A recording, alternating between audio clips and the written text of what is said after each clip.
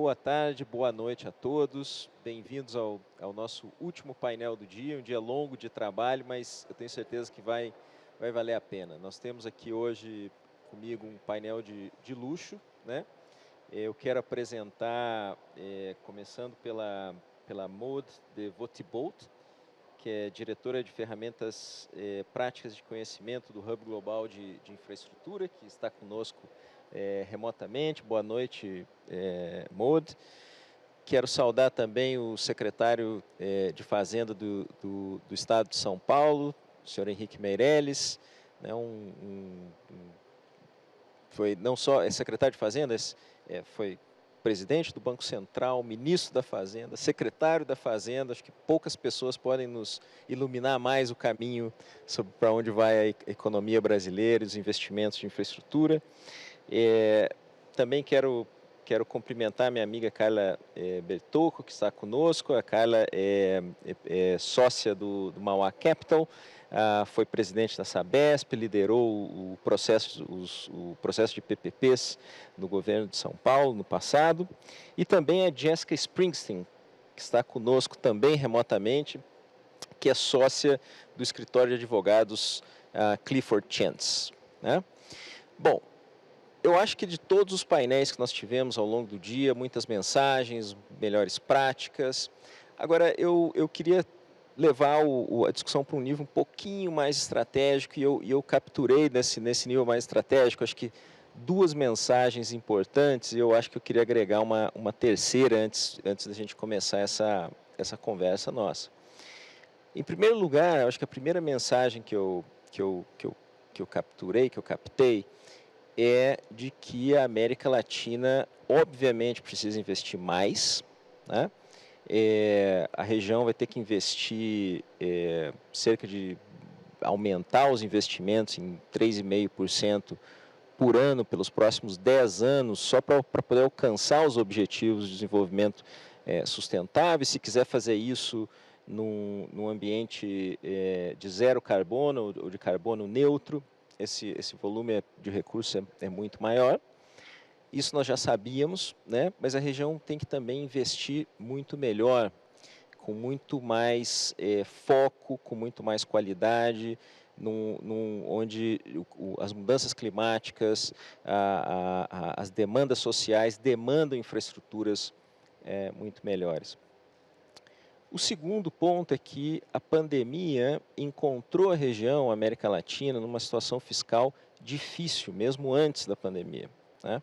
E, obviamente, a reação dos governos à Covid-19 impôs uma concorrência aos recursos que eram destinados aos investimentos em infraestrutura, né?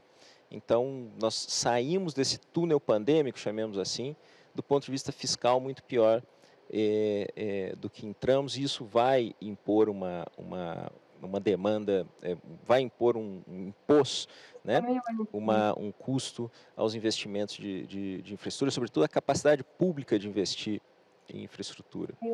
E eu acho que, por último, o último ponto que eu gostaria de agregar, né, antes de começar essa conversa, é que nós também nos esquecemos que antes da pandemia, parece quase uma outra vida, né? Os protestos que nós vimos no Brasil em 2013, os protestos que nós vimos no Chile em 2019, tudo isso começou por um pequeno aumento na tarifa, nos dois países começaram por pequenos aumentos na tarifa de transportes. Ou seja, nós temos populações hoje que demandam serviços de infraestrutura muito melhor, de melhor qualidade, e que conseguem se articular para exigir esse serviço de infraestrutura. Bom, então como é que nós equacionamos a necessidade de investir mais, a limitação fiscal do investimento e a necessidade de prover serviços de maior infraestrutura?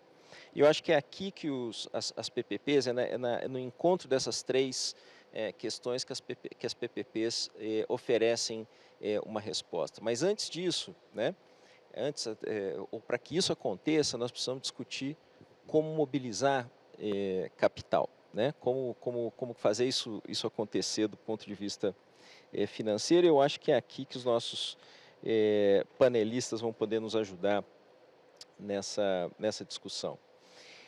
E eu queria começar pela Maud, que é diretora no Hub Global de Infraestrutura, porque ela tem uma visão global dos desafios do que está acontecendo no setor de infraestrutura e pode nos ajudar a colocar um contexto para a nossa conversa.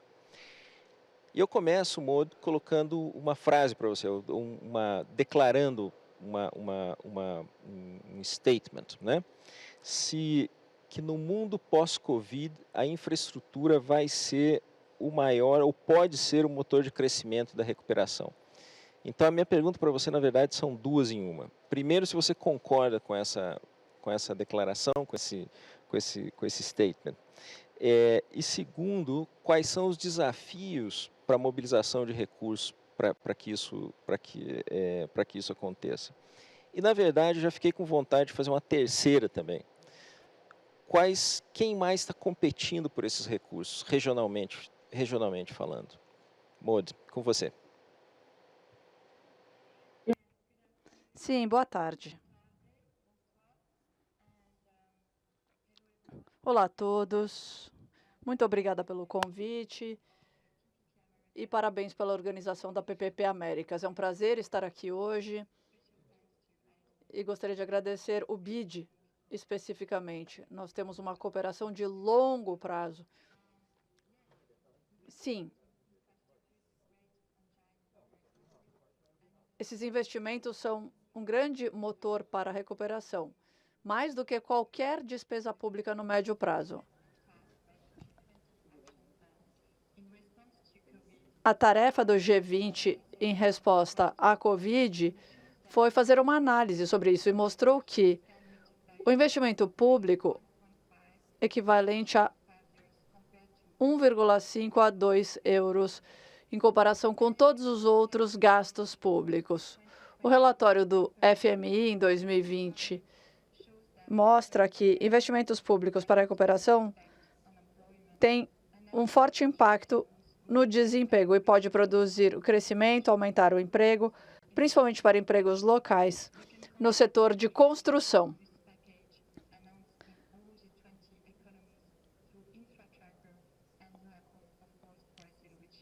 E esse anúncio foi feito, inclusive, para o Brasil. Os investimentos no pacote de infraestrutura. Ao mesmo tempo, o nível de endividamento aumentou para lidar com o efeito da pandemia, entre 12% e 20%, o que exerceu muita pressão pública nos orçamentos, principalmente nos investimentos em infraestrutura. Na semana passada, um relatório mostrou que, mundialmente, nos últimos 7 anos, o investimento privado em infraestrutura permaneceu estável nas economias desenvolvidas, mas caiu em 20% em 2020 nos países de baixa e média renda. Então, a equação é muito simples. A necessidade de infraestrutura permanece alta, mas o espaço fiscal é limitado, dado o nível de endividamento. Então, a necessidade de investimento privado é crucial. Então, quais são os desafios? Eu gostaria de enfatizar alguns dos desafios globais em nível macro, em primeiro lugar. O primeiro desafio é o nível inédito da demanda por infraestrutura e todos os pacotes de estímulo que foram anunciados no mundo todo. Então, tem muito acontecendo no mercado. E é claro que o Brasil também tem oportunidades enormes através desses programas de PPP e privatização.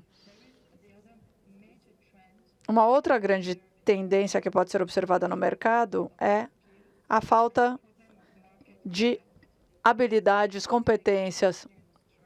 Eu posso dar um exemplo aqui na Austrália. O relatório que foi publicado recentemente da infraestrutura Austrália mostra que em 2023, 52 bilhões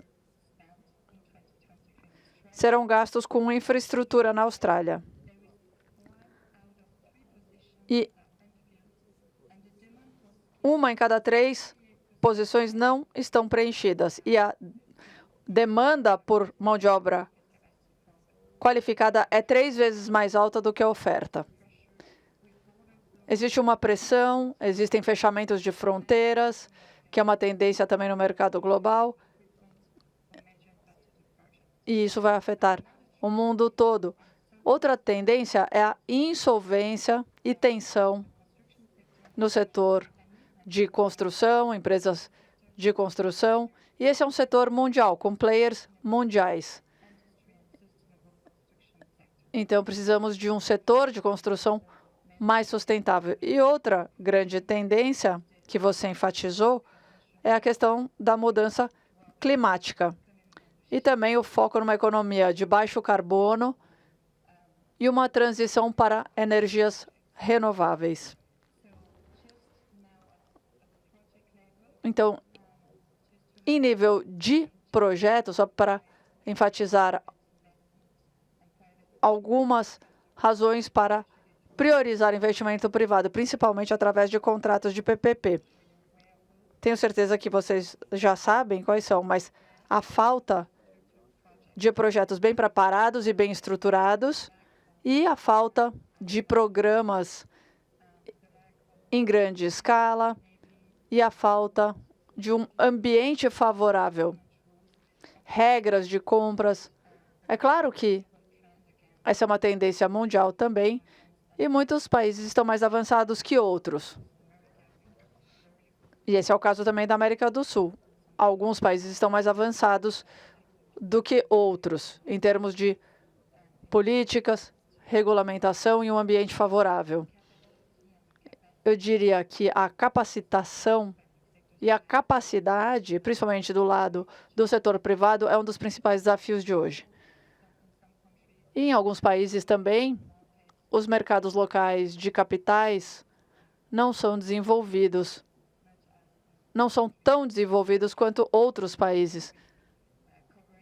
A moeda sofre riscos e o investimento estrangeiro nesses mercados ainda pode ser um desafio. E também a falta de diálogo entre os setores público e privado. Por exemplo,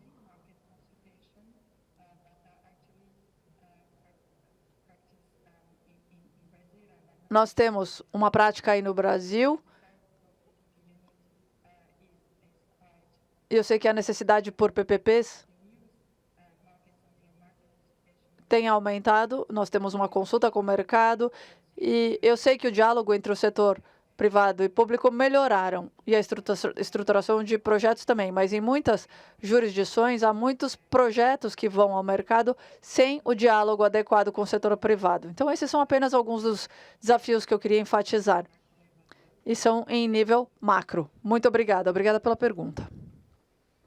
Obrigado, Maud, e eu acho que você foi muito preciso ao identificar esses desafios, na necessidade de desenvolver bons projetos, na falta de capacidade de alguns atores do setor privado em alguns países, da necessidade de desenvolvimento dos seus mercados de capitais. Agora, dito isso, eu passo para o secretário, né, para nós conversarmos um pouco. Ou seja, secretário, nós vemos esses desafios globais, mas vemos também oportunidades globais, né? Um mundo de liquidez, né? De bastante liquidez e uma competição global pelos investimentos, né? Por esses recursos. O senhor pode contar um pouco como São Paulo enfrenta essa competição e vê a importância das PPPs e da mobilização de recursos privados para o investimento em infraestrutura?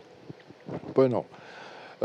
Bom, primeiro, é uma satisfação estar aqui, meus parabéns pelo evento, meus parabéns pela organização.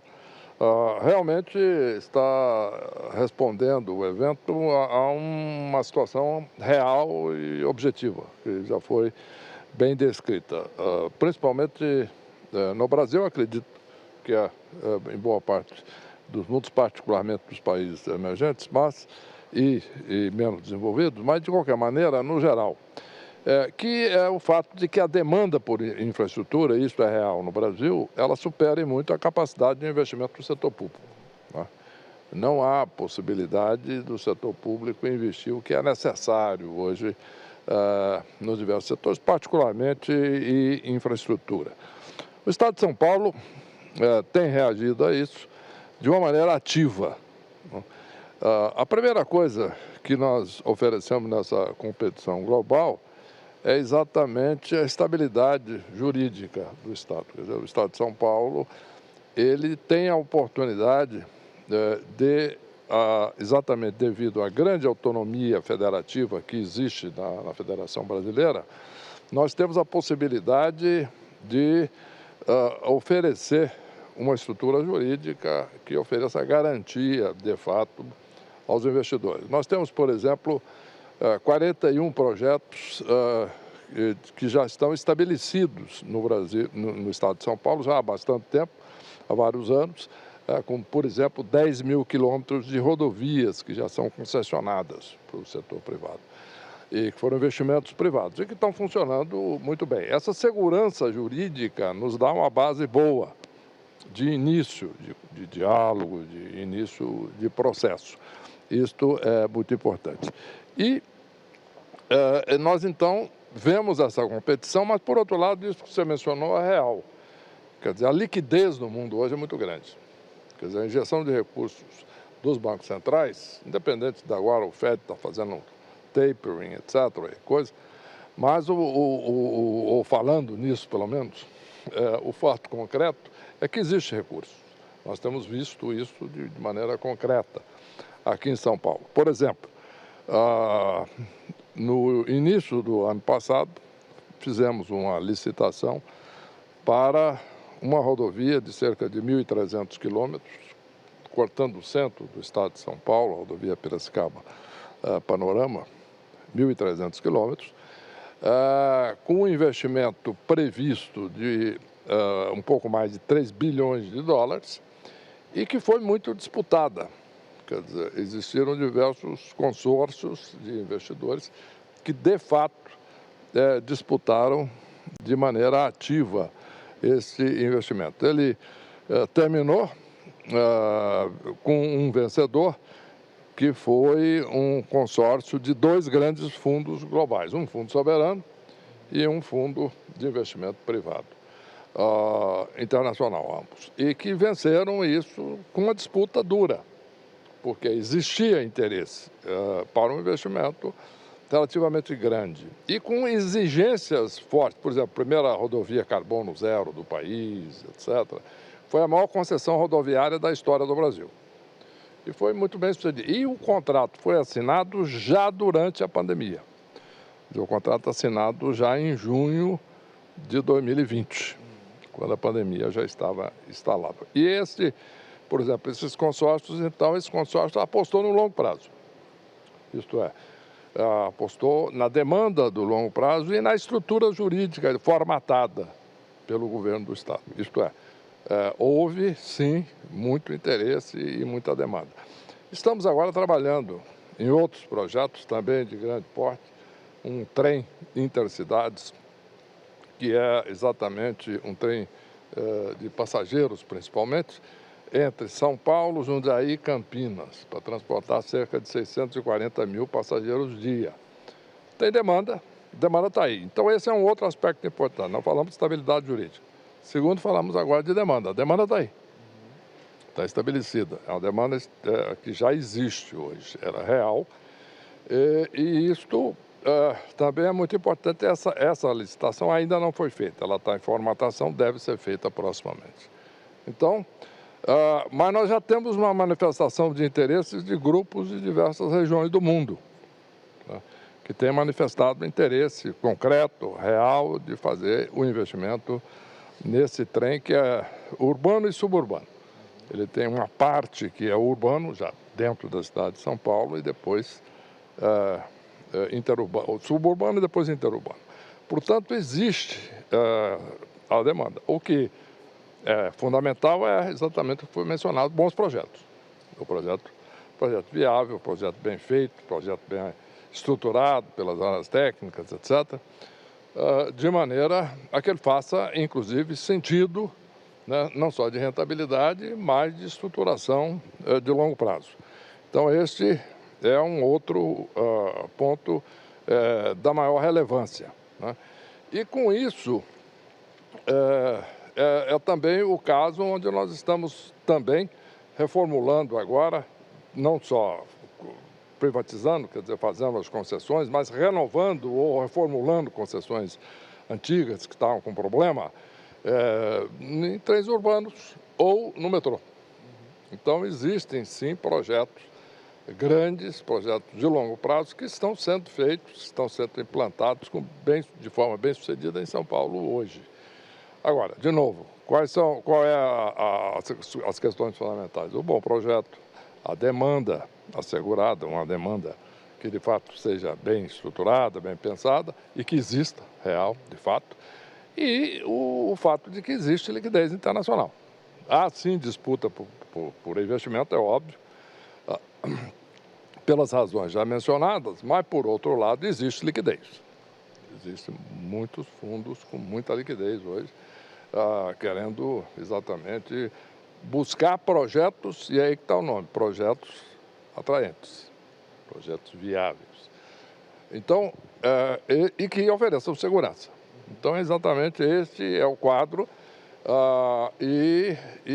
portanto, este é exatamente o caminho. Isso é verdade em outras áreas. Nós estamos privatizando em São Paulo, por exemplo, parques urbanos, né?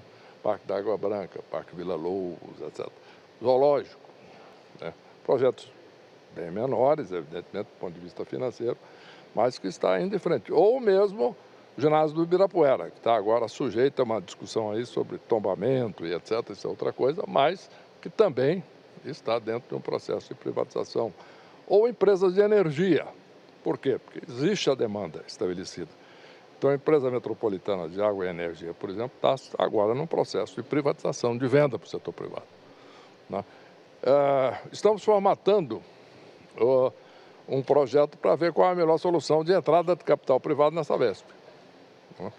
Seja por capitalização, para simplesmente aumento de capital com a manutenção do controle pelo setor público, seja até privatização. E contratamos o AFC, que é a agência do Banco Mundial, exatamente para formatar o projeto. E aí nós estamos falando já exatamente na questão das instituições financeiras internacionais, como elas podem ajudar. Neste caso, formatando tecnicamente o projeto através do AFC e alinhando concretamente as diversas opções para a melhor estrutura de capital da companhia, né? Então, agora, a formatação jurídica que vem antes disso é fundamental. Então, o primeiro trabalho que nós fizemos, no caso agora da Sabesp, foi exatamente trabalhar com os demais estados e o governo federal na definição de um novo marco regulatório para o saneamento do país. Conseguimos, primeiro no governo do Michel Temer, eu ainda estava no governo federal, foi feita uma medida provisória. Posteriormente, isso foi transformado em lei. Na realidade, foi uma evolução daquela medida provisória, uma lei. E isto fez com que, portanto, o marco regulatório hoje é sólido. Já está permitindo, por exemplo, no Rio de Janeiro, em outras regiões, a privatização, seja setorial, geograficamente, seja por privatização da companhia como um todo. Muito bem, então este é o quadro, quer dizer, é viável e é a única saída, esse é o ponto. Então os pontos fundamentais para se conseguir ter sucesso nisso são exatamente esses pontos elencados. Segurança jurídica, em primeiro lugar, né? Segundo lugar, a estrutura técnica do projeto, a demanda e a previsibilidade. Isto é basicamente fundamental, em todas as áreas, né? Estamos falando de privatização, de presídios, de escolas, de hospitais, etc. Perfeito, secretário. Muito obrigado por dar essa visão ampla sobre os pilares do programa São Paulo de PPPs e de concessões. Sem dúvida nenhuma, um programa importante. Eu aproveito isso, o caminho, para conversar com a Carla. A Carla cumpriu um papel muito importante nesse processo, no passado. E, Carla, você foi, como eu disse antes, líder da equipe de parcerias público-privadas, ou do programa de parcerias público-privadas de São Paulo, talvez no período mais difícil do setor de infraestruturas no Brasil, né? Que lições você trouxe daquele período, né, para o seu papel hoje de investidora, né, na Mauá? Ou seja, o que daquele período tão complexo, né, você trouxe para o seu papel de investidora? Bom, me ouvindo, né? Obrigada, Alexandre, pela questão. Obrigada, Albide, pelo convite. Sempre bom estar com vocês. Eu acho que a gente passou por uma situação muito difícil e hoje a gente vive de novo uma situação muito difícil por outras razões, né? Mas eu acho que essas lições aprendidas naquela época podem eventualmente ajudar nesse momento que a gente está vivendo.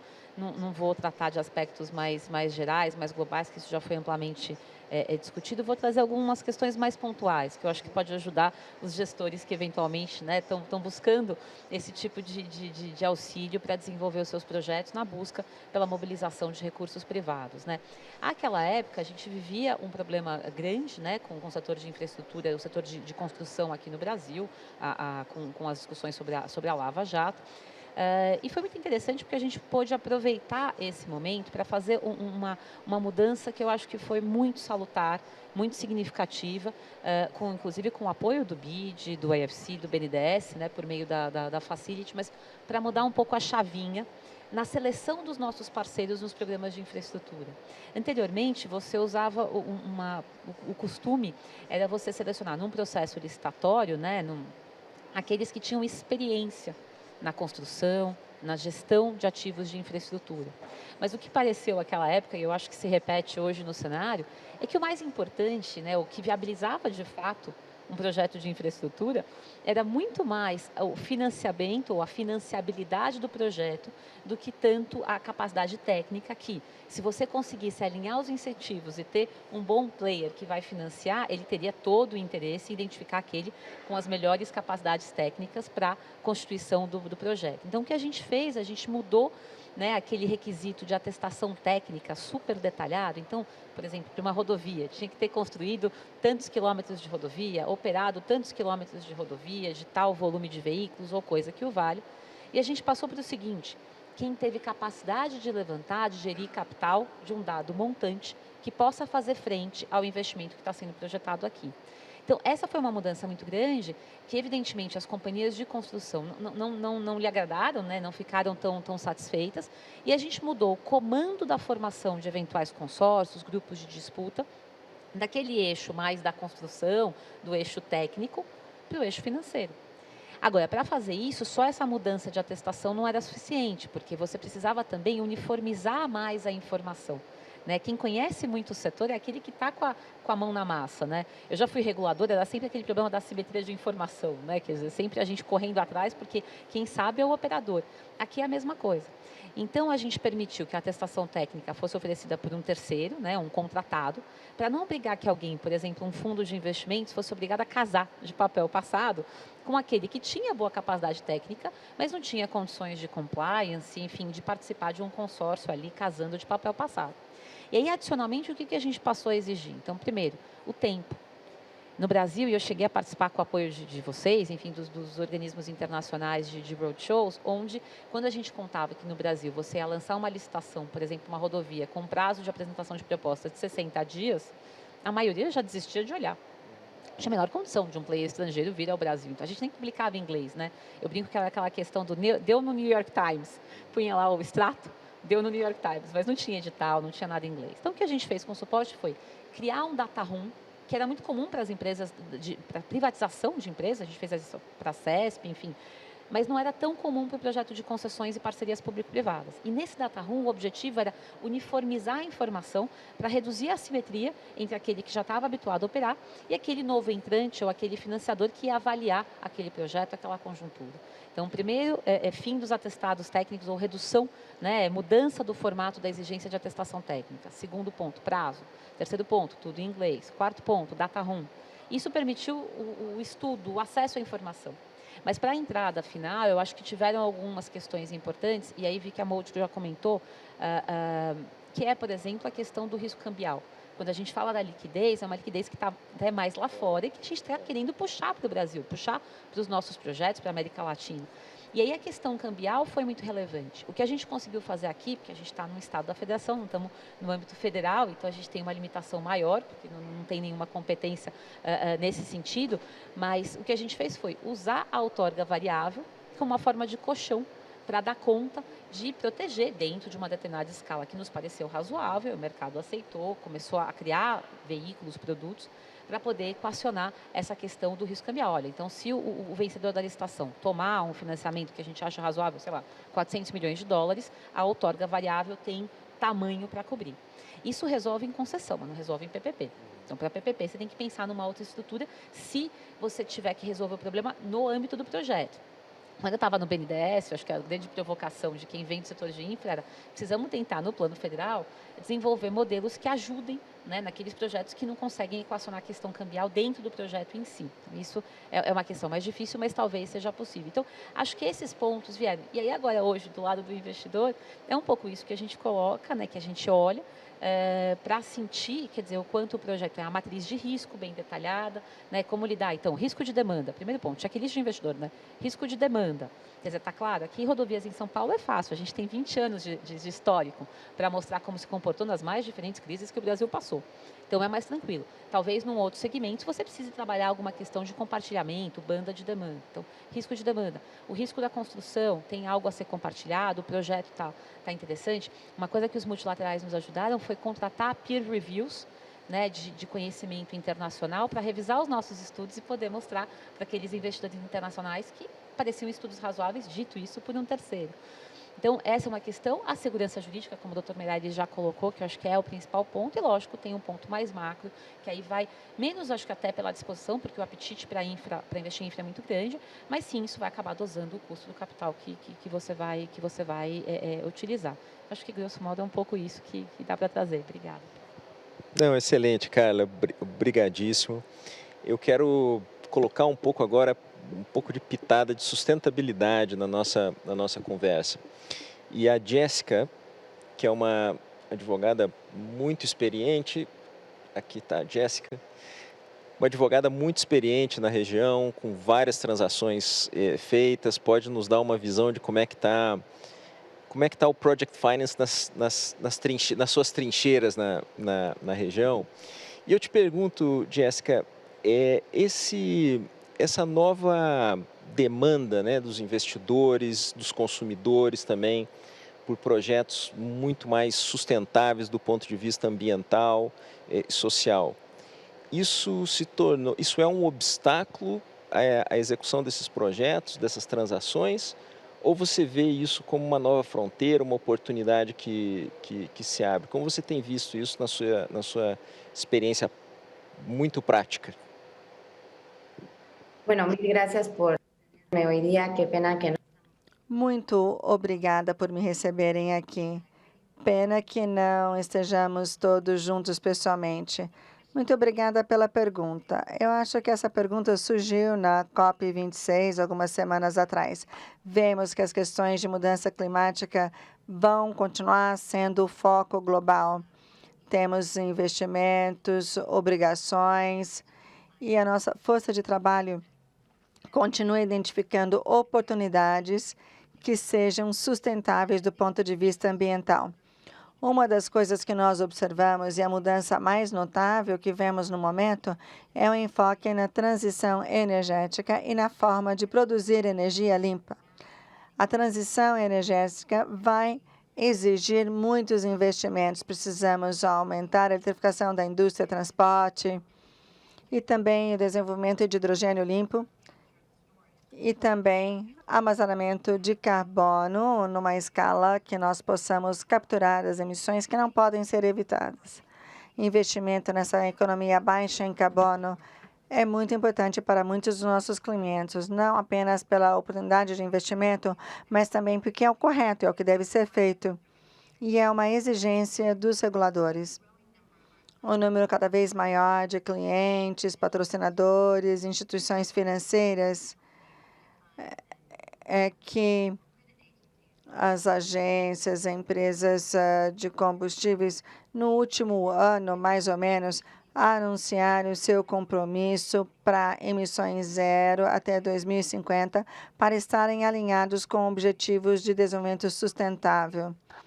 Na COP26, nós tivemos uma mudança muito importante na estratégia para investir na transição energética. Alguns desses compromissos, na verdade, lidam com coisas onde eles procuram investir nos produtos mais interessantes do ponto de vista de carbono, e são coisas que nós não vimos anteriormente. Investir com um tipo de financiamento que vai ter mais due diligence sobre como, quando participar nessas transações. Além disso, temos um foco cada vez maior em ESG. Isso vai ser muito importante para muitos dos nossos clientes. Também falamos sobre os 7 pilares da transição energética. Vemos um crescimento futuro com potencial significativo, com novos clientes, com clientes existentes, as tecnologias de renováveis, energia solar, também a expansão da captura de carbono, que é muito importante para conseguirmos atingir esses objetivos de net zero. Eu faço parte do força-tarefa da minha empresa e vemos que há um potencial para mudar a forma como generamos, armazenamos, transportamos energia, e definitivamente esse é um dos nossos pilares. Armazenamento de energia, transmissão, interconexão, tudo isso é muito importante para que possamos continuar oferecendo energia do ponto de vista da geração, da demanda, no mercado de carbono. Tem como objetivo reduzir os gases de efeito estufa que contribuem para o aquecimento global. Nós já vimos essa tendência antes da Covid-19, mas com certeza é um elemento muito importante da sustentabilidade. Há um outro pilar que inclui reatores pequenos que são mais simples e fáceis de construir nas usinas de energia. Quando nós pensamos nesses pilares, pensamos em como eles podem se aplicar na América Latina e na região. Por exemplo, nós vemos uma importância cada vez maior das energias renováveis e dos projetos verdes que podem se tornar uma oportunidade de investimento mais atraente da perspectiva de ESG. Os países latino-americanos também têm alguns objetivos a serem cumpridos. Nós vamos tornar uma prioridade estabelecer planta de hidrogênio.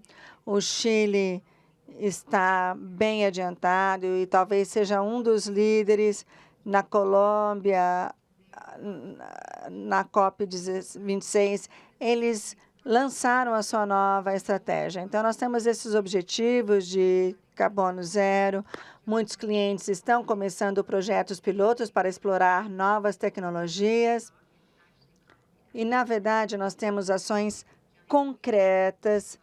Há um projeto enorme na Espanha também. Talvez ele seja o mais emblemático de todos, não é apenas uma ideia. Da perspectiva global, e fazendo parte de uma equipe mundial de advogados que compartilha conhecimento com a rede, a Europa é o local onde vários projetos utilizam essas novas tecnologias. Eles estão bem à frente da América Latina, mas são excelentes parceiros.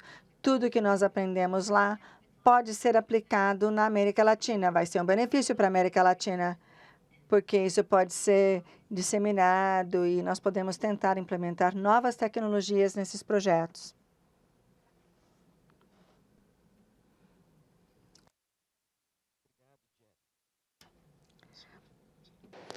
Obrigado, Jéssica, por nos dar esse panorama das oportunidades, na verdade, que se abrem a partir da agenda de sustentabilidade, colocando de maneira muito simples. Mas eu queria explorar com o secretário um pouco alguns desafios que, apesar dessas novas oportunidades, dessas novas fronteiras que se abrem, alguns desafios estruturais que permanecem, né? Então, a questão do financiamento de longo prazo no Brasil sempre foi um desafio, particularmente em moeda local. A Carla tocou nesse assunto de certa forma, a MOD também. E com a saída do BNDES, ou com a diminuição da participação do BNDES na economia, uma decisão de política, o mercado de capitais teve que entrar, né? E era esse o conceito por trás, teve que entrar para tentar suprir esse hiato, né? A minha pergunta é como o senhor vê hoje esse contexto, ou seja, se o mercado de capitais supriu, e se há espaço para instituições multilaterais, como o BID ou outras, né, entrarem nesse mercado. Lembrando também que essa saída do BNDES coincidiu com mudanças na regulação bancária, né, que os bancos comerciais também saíram do mercado de infraestrutura e de financiamento de longo prazo. Enfim, como o senhor vê isso hoje? Olha, eu vejo como um movimento na direção correta. Inclusive, eu participei diretamente de todo esse processo. A ideia, na medida que nós tínhamos uma estrutura anteriormente, em que a taxa de financiamento do BNDES era definida pelo Conselho Monetário Nacional, basicamente sem critérios objetivos. Era uma discussão muito de ordem política.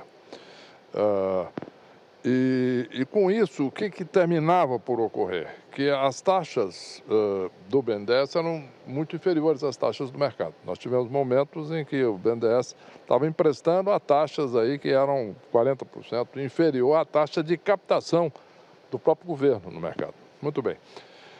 Isso tinha vários problemas. Primeiro, porque tirava o setor privado do mercado. Até aí era um ponto. Mas tinha um outro ponto, né? É que isso fazia com que o custo médio de crédito, né, para ele definido pelos modelos de equilíbrio, política monetária, etc., definidos a taxa neutra num determinado ponto, no momento em que o BNDES trabalhava com taxa muito menor, certamente isso levava a taxa do setor privado a ser proporcionalmente maior.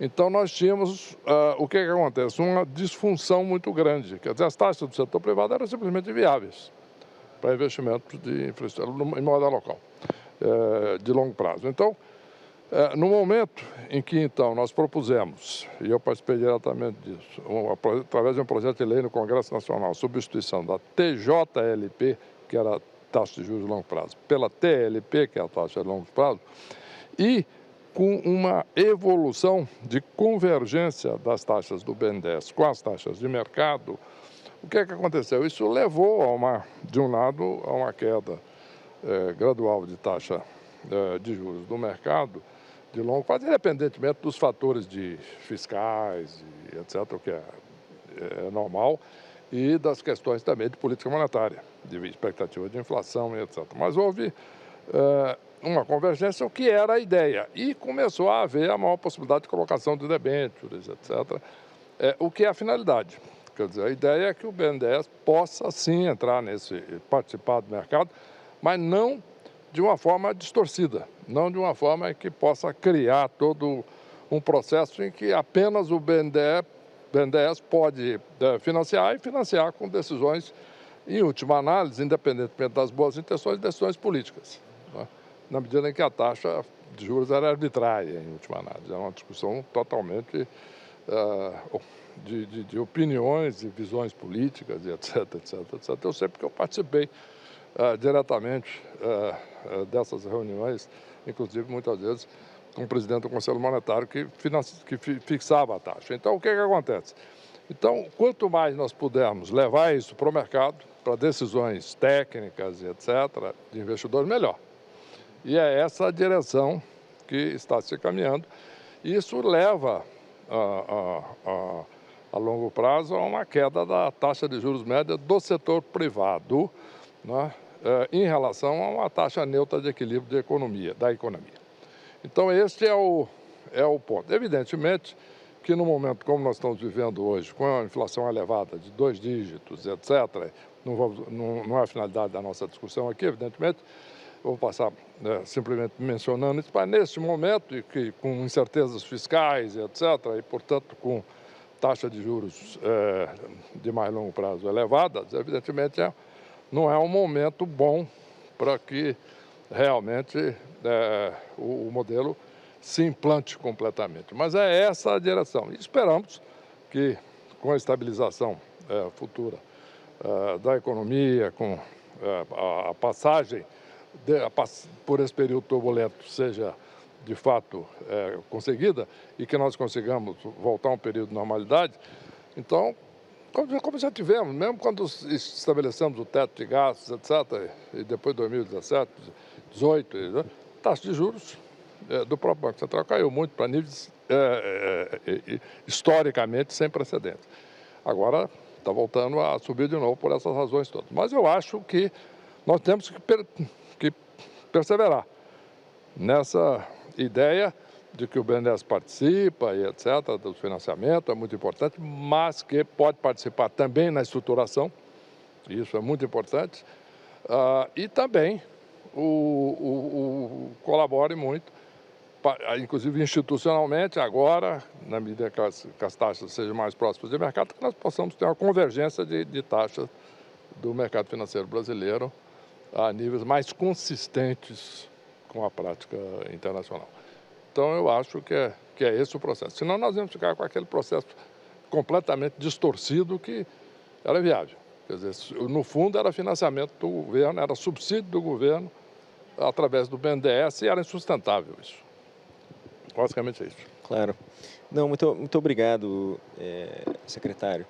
E eu gostaria de voltar agora para a Maud, para a nossa colega do Global Infrastructure Hub, porque era uma pergunta que, enquanto o secretário falava sobre, de certa forma, assignação eficiente, né, de recursos, né, do setor privado. Maud, você vê, a partir da sua leitura, desde o Global Infrastructure Hub, que as PPPs, os mecanismos das PPPs, estão caminhando para ser mais do que um mecanismo eficiente de licitação, mas para ser também um instrumento de assignação dos recursos, de assignação eficiente dos recursos privados ao financiamento da infraestrutura?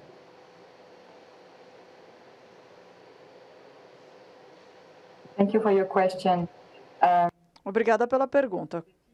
Como você sabe, o modelo PPP tem enfrentado alguns desafios em algumas jurisdições nos últimos anos, por alguns motivos. Algumas delas podem ser a falta de flexibilidade, a incerteza. Em alguns contratos, o preço é fixo e, no final, a alocação de risco.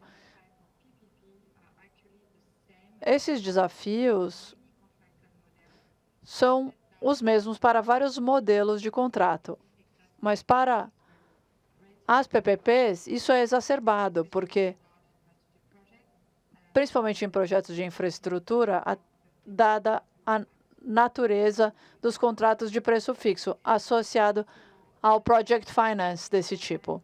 Eu gostaria de enfatizar algumas das características positivas do modelo de PPP e da evolução que temos visto em algumas jurisdições. Uma das principais características positivas desse contrato é a abordagem de ciclo de vida. Esse é um dos contratos que podem integrar os resultados de longo prazo para entregar infraestrutura mais resiliente. Isso pode ser incluído no processo de contratação, para que esses resultados sejam atingidos e possam ser comparados de alguma forma. Algumas jurisdições estão começando a repensar o modelo de PPP, e eu gostaria de enfatizar aqui algumas formas de melhorar isso e algumas das lições que aprendemos. O que observamos em algumas jurisdições é, primeiro, melhorar o processo de tomada de decisão antes de chegar no contrato e se concentrar no nível de apropriedade do contrato com relação àquele projeto específico. Temos visto um aumento na mentalidade de colaboração e um foco maior nos resultados. Por exemplo, posso dar alguns exemplos sobre como repensar a abordagem de alocação de risco. Não usamos mais o antigo conceito de alocação de risco. Colocamos o risco todo no setor privado, porque quando você empurra essa alocação de risco para o setor privado, ele não desaparece. Você precisa identificar os riscos e mitigá-los no início do processo da tomada de decisão, antes da contratação. Falar sobre os riscos e alocar contingências suficientes de risco, provisões para contenção de risco no início do processo, para esses grandes processos de infraestrutura, porque nós sabemos que às vezes é difícil avaliar alguns riscos. Isso acontece depois, quando a maturidade do design já é suficiente. Então, é preciso haver provisões e contingências para os riscos associados a grandes projetos de infraestrutura. Outra coisa é reduzir os riscos do projeto através de um melhor planejamento e preparo. Claro que isso não é novidade, mas com um nível de incerteza tão alto, fazer contratos com preços fixos talvez não seja a melhor solução. Talvez seja melhor utilizar fases para reduzir o risco. Um modelo de evolução de contrato, um módulo progressivo ou um pré-contrato que possa preparar para que a assinatura da PPP seja um contrato de sucesso. Recentemente, em Melbourne, tivemos um projeto de 1 bilhão que foi assinado recentemente aqui na Austrália. É um contrato de PPP e ele foi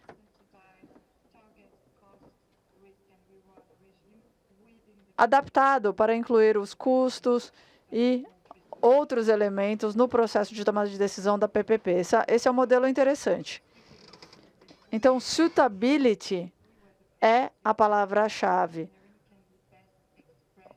Como expressar melhor a engenharia e a inovação do projeto? Então, é apropriado considerar outros modelos alternativos e levar em consideração também a estratégia de pacote e a estratégia de contratação. Se o processo de contratação e o planejamento forem bons, esses serão bons fatores para que o contrato também seja bom. É muito interessante pensar no processo de contratação para melhorar todos os elementos do contrato, principalmente no contrato de preço fixo. Temos visto também modelos mistos surgindo, essa é uma outra tendência, modelos híbridos. Esse é um modelo onde você tem um pouco de financiamento público e privado juntos, o risco é mitigado, o risco operacional é compartilhado, e as autoridades de contratação pública oferecem mais subsídios, e com esse mecanismo de compartilhamento de risco, o que eu queria dizer é que a distinção tradicional entre o modelo de concessão em comparação com outros modelos mais antigos é uma das características desse tipo de contrato específico. Precisamos de modelos mais híbridos e uma abordagem agnóstica para o contrato. É muito importante. Não existe um modelo único, um modelo que sirva para todas as situações. Existem modelos bem preparados que levam a bons contratos. E, às vezes, esses contratos têm que ter uma flexibilidade, lançar mão de inovação, sem limitações devido a uma característica específica.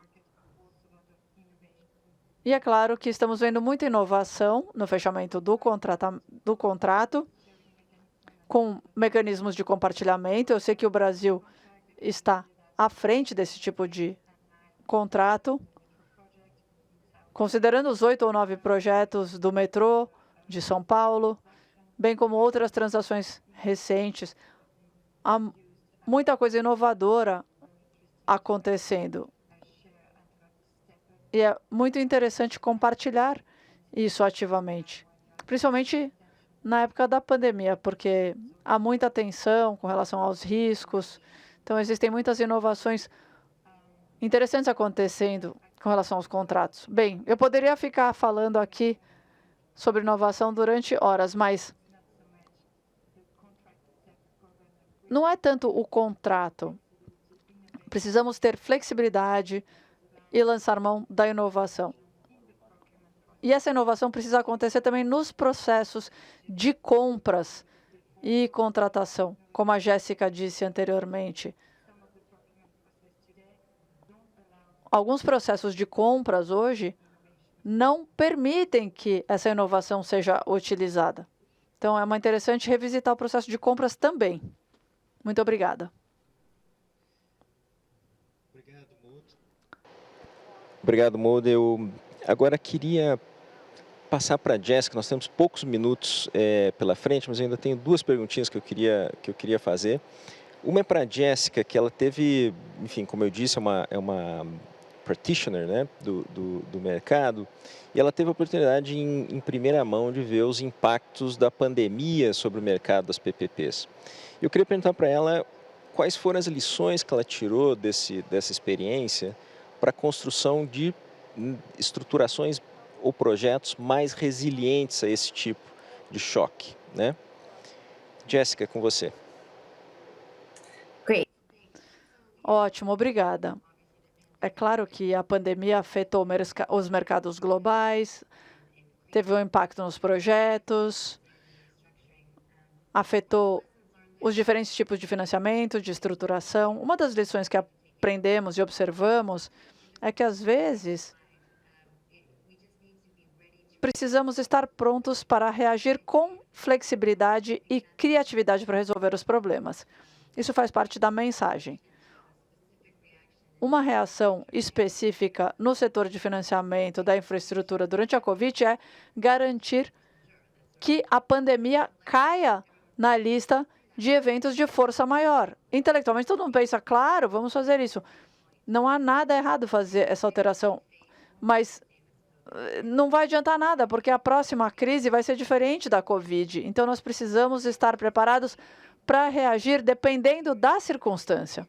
Nos últimos 2 anos, não vimos muitos projetos que estavam no pipeline ou já em andamento, que foram cancelados. Alguns dos nossos projetos foram atrasados porque os governos foram suspensos e coisas práticas. As pessoas não conseguiam ir ao escritório, as pessoas não tinham acesso ao seu computador. Mas, em termos gerais, os governos da América Latina não tinham tempo nem recurso para usar nesses projetos. Nós tínhamos um na nossa empresa, mas foi uma curva de aprendizado. Não é só que os funcionários não conseguiam ir ao escritório, não dava para trabalhar. Eu mencionei também as reestruturações. Como eu disse, os nossos clientes, por causa de atrasos na cadeia de suprimento, atrasos na tomada de decisão, fizeram com que eles não conseguissem cumprir com os seus prazos, os marcos.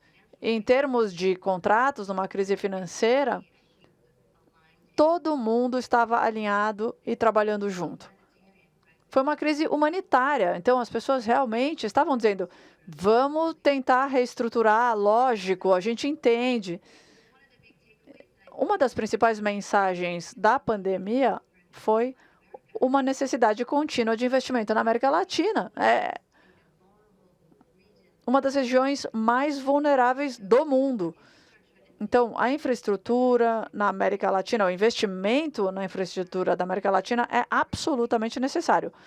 É preciso haver procedimentos de emergência, projetos de construção. Algumas das coisas que nós observamos, conforme os projetos aconteceram, é que as medidas de quarentena nos países de terceiro mundo, as que foram implementadas, talvez não fossem as mais corretas, porque, em termos práticos, as pessoas não tinham acesso a recursos básicos para sobreviver.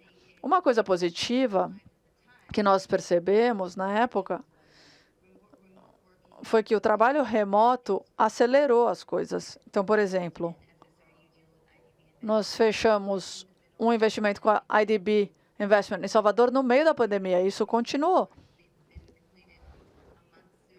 Poderia ter sido concluído com um mês de antecedência, mas em termos gerais, o fato de estar todo mundo conectado, isso ajudou. No espaço de mercado de capitais, nós fechamos um acordo num roadshow virtual com muitos participantes, uma coisa totalmente inédita. E esse foi outro passo na rota da aprovação do trabalho remoto. Funciona, ainda dá para fazer negócio, ainda dá para assinar contratos. Então, em termos gerais, a pandemia teve um impacto enorme nas pessoas, mas isso não quer dizer que as coisas tenham sido canceladas. As pessoas encontraram formas de continuar trabalhando. Tá ótimo, muito obrigado. Eu sempre que eu tenho um painel assim de altíssimo nível, eu fico tentadíssimo a pedir umas consultorias para os presentes, né? E eu queria fazer uma última pergunta para a Carla e se o secretário puder compartilhar alguma coisa também. Eu queria escutar de vocês, muito rapidamente, qual é a opinião de vocês sobre o papel de instituições como o BID, né? Instituições multilaterais, e para onde vocês veem que nós deveríamos evoluir para apoiarmos esse esforço de mobilização de recursos público-privados para a infraestrutura. Então, primeiro para a Carla e depois, se o secretário quiser dar uma palavra.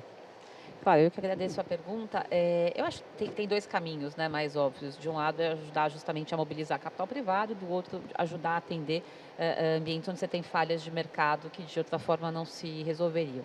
No primeiro quesito, eu acho que de alavancar capital, acho que entrar em projetos menos óbvios, eventualmente entrar com uma cota subordinada que tome o primeiro risco, ou eventualmente ajudar em soluções cambiais, podem ser exemplos para essa primeira vertente. Na linha de falhas de mercado, acho que o primeiro ponto que o Dr. Meirelles já tinha trazido, ajudar na modelagem dos projetos, que a gente falou desde o começo, precisa de bons projetos, e o mais bacana, e eu fui beneficiada com isso, é poder trazer a experiência de outros lugares, né? A gente não precisa inventar tudo, então esse combinado, né, você poder trazer essa experiência ajuda bastante. E, eventualmente, adicionalmente, tentar incluir aqueles que não têm acesso a capital. Então, por exemplo, aqui a gente tem falado muito no Brasil de cadeia de suprimentos. Para fazer todos esses investimentos em infra, também precisa fortalecer a cadeia de suprimentos. E essa cadeia ela tem dificuldade de acesso aos grandes bancos, ao BNDES, à Caixa, e os multilaterais podem colaborar para que, de alguma maneira, você consiga organizar a cadeia de suprimentos para justamente melhorar a qualidade da infraestrutura. Maravilha, Carla, muito obrigado. Me dá uma consultoria grátis? Eu quero enfatizar alguns desses pontos aí, que eu acho que são absolutamente fundamentais, usando a nossa própria experiência agora com a contratação do EFC. Quer dizer, trazer a experiência internacional, como já foi mencionado, que eu gostaria de enfatizar, é fundamental, porque você reparte exatamente e tira partido das melhores práticas existentes e você, de fato, pode adicionar capacitação técnica na formatação do projeto, na medida em que você traz as instituições multilaterais. Isso é muito importante. E também, agora, no aporte de recursos diretamente e no financiamento de longo prazo, não há dúvida que a instituição multilateral ela pode olhar essa questão do financiamento a longo prazo com maior tranquilidade, exatamente pela sua própria fonte de recursos. Quer dizer, não necessariamente fica tão preocupado assim com flutuações de mercado de curto prazo. Então, isso é importante para dar também uma certa estabilidade nas fontes de financiamento. Acho muito importante. Essa questão cambial é uma questão interessante. A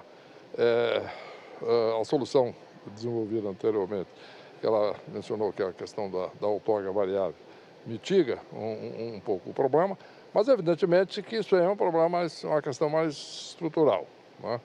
E felizmente agora, por um lado, felizmente por outro lado é um problema,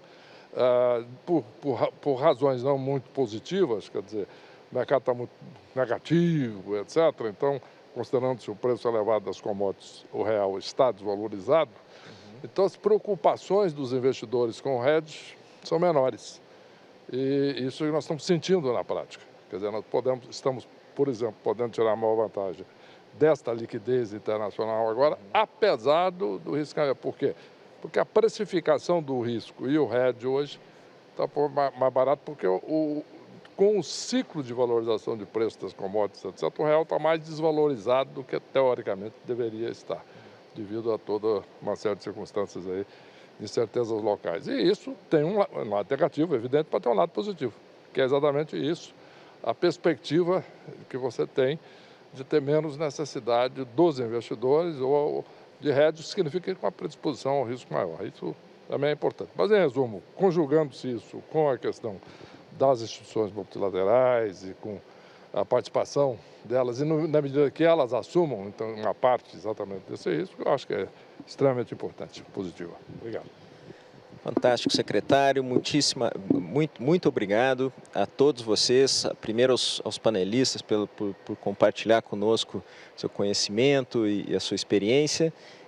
Agradeço a todos os que permaneceram conosco ainda um pouquinho além do tempo previsto. E por último, secretário, dizer que é um prazer também, o Grupo BID também apoia o programa de PPPs do governo de São Paulo, né, com muito orgulho e espero que com bastante rigor técnico e profissionalismo. Muito obrigado a todos, uma boa noite.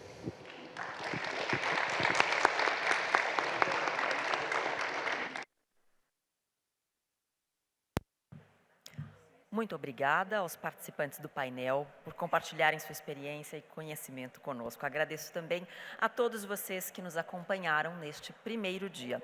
A programação de hoje no PPP Américas 2021 se encerra agora, mas amanhã tem muito mais. Consultem a agenda no site pppamericas.com. As apresentações se iniciam às 10 horas da manhã no horário de Brasília, com o painel Covid-19 e PPPs, Desafios e Soluções. A todos, uma ótima noite. Muito obrigada pela presença e até amanhã.